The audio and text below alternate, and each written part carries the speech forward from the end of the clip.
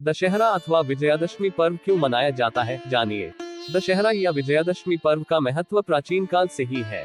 Hindu calendar के अनुसार ये पर्व आश्विन माह के शुक्ल पक्ष की दशमी को मनाया जाता है। इस पर्व का मुख्य उद्देश्य खुशियों के साथ जीत का संकेत देना और अच्छाई की विजय को याद करना है। बुराई पर अच्छाई की जीत और असत्य पर सत्य की जीत का उत्सव विजया उत्सव। विजया उत्सव के पीछे कई कहानियां हैं। आइए जानते हैं इनके बारे में। 1. माता कात्यायनी देवताओं के आग्रह पर प्राचीन काल में महिषासुर का वध करके असत्य के प्रति सत्य की जीत का संकेत दिया था। इस महत्वपूर्ण घटना के पश्चात इस पर्व को विजयादशमी कहा जाने लगा, जिसमें विजय माता का एक नाम है। ये पर्व प्राचीन समय से ही मनाया जाता रहा है और इसे प्रभु श्री राम और श्री कृष्ण के काल में भी मनाया गया है। इस विशेष दिन को मनाने का मुख्य उद्देश्य आस्था और धर्म के प्रति विश्वास को सुनिश्चित करना है और बुराई के प्रति योगदान करना है। इस पर्व के माध्यम से लोग बुराई और अधर्म के खिलाफ खड़े होने का संकेत देते हैं और सत्य, न्याय और धर्म की जीत का संदेश देते हैं। 2. भगवान श्री राम के काल में वाल्मीकि रामायण के अनुसार वे आश्विन प्रतिपदा से नवमी तक आदिशक्ति की उपासना करते थे। इसके बाद भगवान श्री राम अपने भक्तों के साथ किष्किंधा के वन राजा सुग्रीव की मदद से रावण के पास गए थे, जो लंका के राजा थे। श्री राम ने रावण का वध किया और सीता माता को उसके बंधन से मुक्त किया। इस घटना के पश्चात दशहरा का आयोजन किया जाता है, जिसमें रावण के पुतले को आग लगाकर उसके वध की स्मृति के रूप में मनाया जाता है।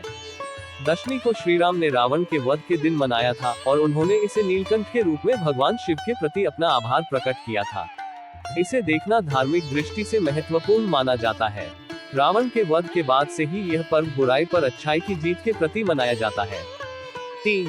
पांडवों के जीवन के महत्वपूर्ण घटनाओं में से एक घटना दशहरा के दिन संघटित हुई थी। इस दिन पांडव राजा युधिष्ठिर के नेतृत्व में वनवास पर निकले थे।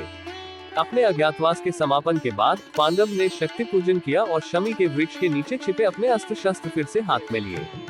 उन्होंने इस दिन विराट नामक राजा के गायों को चुराने वाली कौरव सेना पर हमला किया और विजय प्राप्त की। इसके साथ ही पांडव ने इस दिन कौरवों पर भी विजय प्राप्त की थी।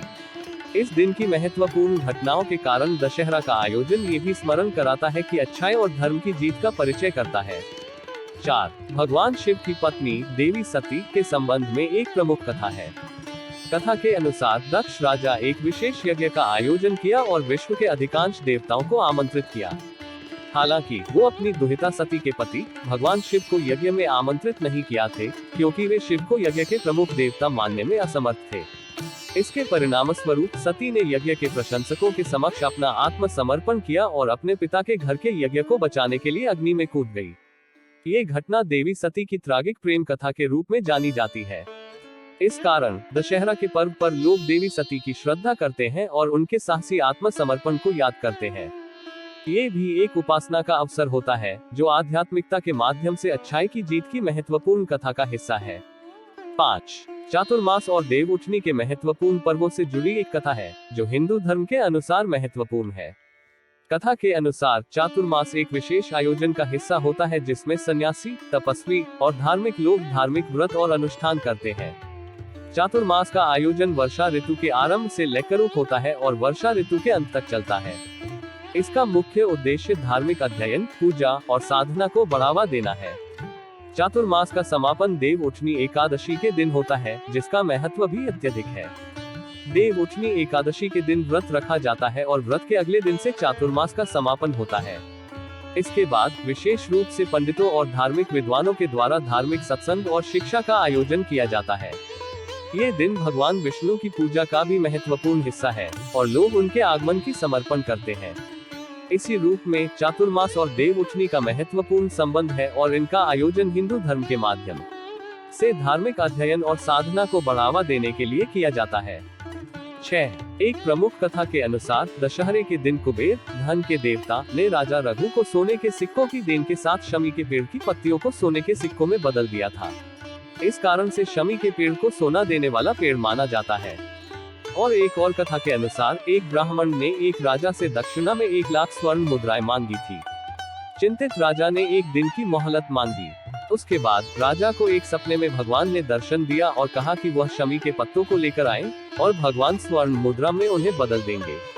इस सपने के बाद राजा की नींद खुल गई और वह शमी के पत्तों को लाने के लिए अपने सेवकों के साथ शमी के पेड़ की ओर बढ़े। वे सभी शमी के पत्तों को एकत्र किया और चमत्कारिक रूप से उनको सोने के सिक्कों में बदल दिया गया। इस घटना के बाद से इस दिन शमी के पेड़ की पूजा का प्रचलन प्रारंभ हुआ। इस गाथा के माध्यम से लोग दशहरे के दिन शमी के पेड़ की पूजा करते हैं और इसे सोने की तरह मूल्यवान मानते हैं। यह एक प्राचीन परंपरा का हिस्सा है जो धन की प्राप्ति और समृद्धि के साथ जुड़ा है और इसे अच्छे भाग्य की प्रतीक माना जाता है।